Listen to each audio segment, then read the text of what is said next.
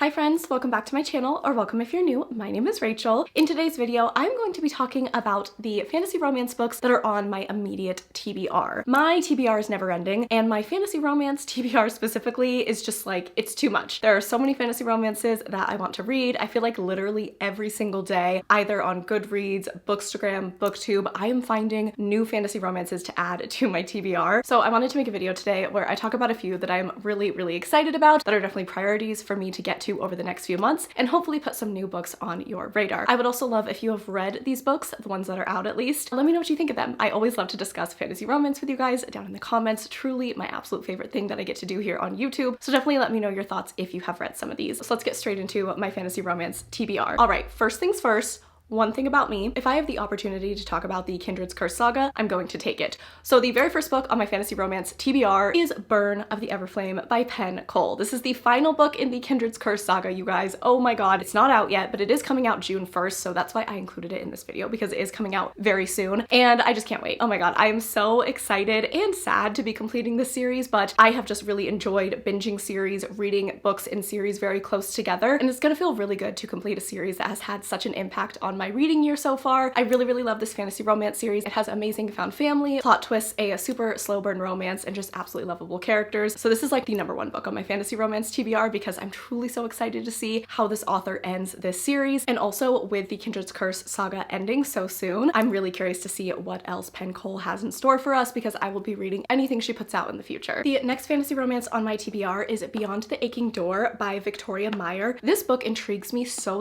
much. On the back there's like a very short little blurb, so I'm actually gonna read that, and it says, "Mortal journalist, a mysterious series of drownings, an exiled Fae king, a forgotten fate song, and one last desperate chance to save magic from extinction." That is all it says on the back, but it sounds really great. And the reason why I am particularly really excited about this book is because I have seen it described as a mix of Divine Rivals and A Court of Silver Flames. Those are two books that I've given 5 stars to, two books that I really enjoyed, and I think two very different books, so I'm really excited to see what this book has in store for us. It is a very new release, and I also believe it is a debut, but I've heard really great things from some early readers, and I'm just excited about it. I think combining journalism with like fae fantasy romance, I think that those things could go really well together, and I'm curious to see it executed in this book. The next fantasy romance on my TBR is The Veiled Kingdom by Holly Renee. So this is the first book in a new series by this author, and in this book a princess ends up running away from her wicked father, but she ends up getting kidnapped by some rebels who are against her and her royal family. But while the leader of the rebels seems very cruel at first, we are gonna have a hate to love romance between them, and our main character's loyalty to her kingdom are questioned. So Holly Renee is an author I've read one other book from, and she writes very fun and very spicy fantasy romances, and I really enjoyed the last book that I read by her. It was a good time, I got through it very quickly, a lot of spice, and I was here for it. I've heard that this book as well is just a really fun book, very spicy, and has a really well done romance, so that's what I'm looking forward to when I pick this book up, and I think I'm really going to enjoy it. The next book on my fantasy romance TBR is Thief of Silver and Souls by Eva Chase. I really love this. It was a cover buy. Also, the edges are super beautiful as well, but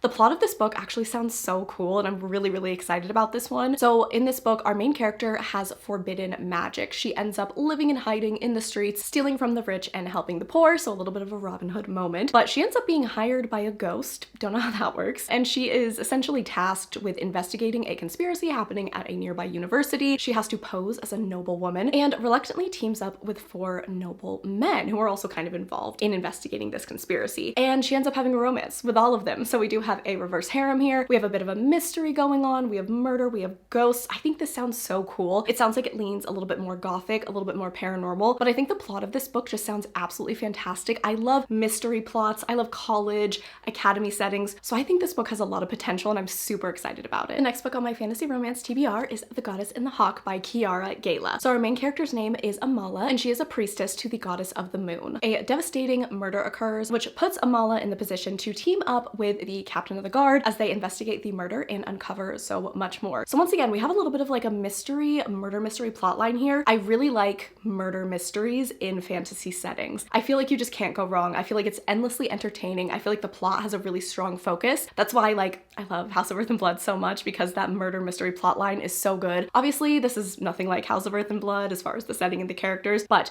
just knowing that we have kind of 2 reluctant people from 2 different walks of life teaming teaming up together and investigating what is going on in their city. I just think that this sounds really, really entertaining, and I've heard that the writing is super beautiful. The next book on my fantasy romance TBR is Curse of the Thorn King by Lisette Marshall. So this is the newest release by this author. I did read Court of Blood and Bindings by this author last year. It was okay. It was like a 3-star, but a 3-star is not necessarily like this terrible rating. And usually if I'm reading an author's book for the first time and I give it 3 stars, I am going to be curious about what else they publish, because I know that, okay, I didn't hate it, I wasn't in love, maybe I just haven't found the right book from this author yet. So this is her newest release and I am really excited about it. It has one of my all-time favorite tropes in fantasy romance, which is I'm supposed to kill you, but. Our main character's name is Briannis. She is sent to kill the wicked Fae King, but she ends up being captured by him and has to try to outwit him in order to escape, but there is going to be a romance between them, so we will see how that goes for you, Briannis. I think that this book just sounds super fun. I think that plotline is just endlessly entertaining. You can do so much with the enemies to lovers of it all, and it's also a pretty short book, which is nice, so I'm super excited about this. I hope I love it. The next book on my fantasy romance TBR is Peaches and Honey by R. Rita. So this book does have a very similar setup to The Invisible Life of Addie LaRue, and The Invisible Life of Addie LaRue is a book where I think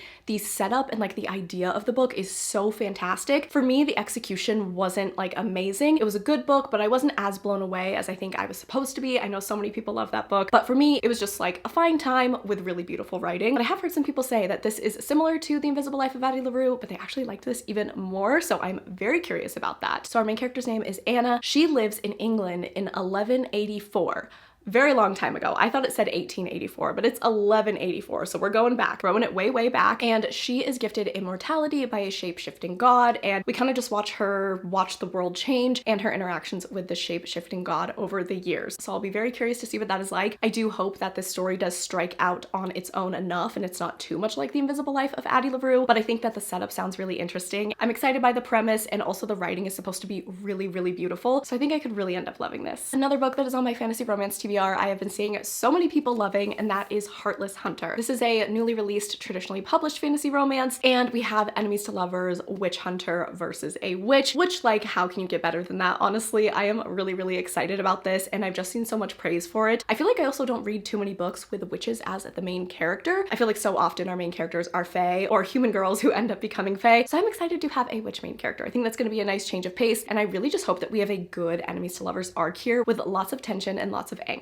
All right, and then the final book on my fantasy romance TBR, not like actually the final book on my fantasy romance TBR because there is no ending to that list, but the last book that I'm going to talk about today is Reign of Shadows and Endings by Melissa K. Rorick. I'm currently reading the Lady of Darkness series. I'm really enjoying it. With each book, I am just falling more and more in love with Melissa K. Rorick's writing and her characters and her plotting, and I'm really, really excited to get to this Legacy series once I am finished with it. The series are connected. You don't have to read the Lady of Darkness series first, but now that I am reading the series more and there have been like little hints and clues towards this series, I definitely think you should, and I have had a few of you comment and let me know that you should read the Lady of Darkness series first. So I'm just gonna say, if you are interested in this book, I would probably read Lady of Darkness first because there are connections, and I think that's going to give you the best possible reading experience. But in this book, we have Legacy, who are kind of god-like beings, and Fae, and every 5 years, Fae participate in the selection, which is an opportunity to be the source for the Fae. This is seen as like the highest honor, but I think for the Fae, it's not actually that great, but the powers that be say it is. Our main character's name is Tessa Lynn, and she ends up finding herself the source to the Heir of Endings. This plunges her into a kingdom filled with darkness and secrets, and Tessa learns a lot more than she bargained for. There is definitely a romance in here. I don't know who it's going to be with. From the back, I couldn't quite tell who it was, but honestly, that's kind of nice to not know. But I've just heard that this book is really amazing. I've heard that the romance is really well done, plot is super fun, and I think it's a really rich world. I know that Melissa K. Rorick is building like a universe with her series, so Lady of Darkness is going to be connected to the Legacy series. She's another series that she's working on called the Avonlea series. That's going to be connected as well. I think she's making her own little Melissa K. Rorick literary universe, and I will absolutely be there every step of the way. So I'm really excited about this book. Once I do finish the Lady of Darkness series, I will 100% be picking this up. All right, besties, so that is going to be it for my fantasy romance TBR. I would love to hear, number one, if you have read any of these books, give me your thoughts. And then number two, if there is a fantasy romance that I did not mention today that you're like, bestie,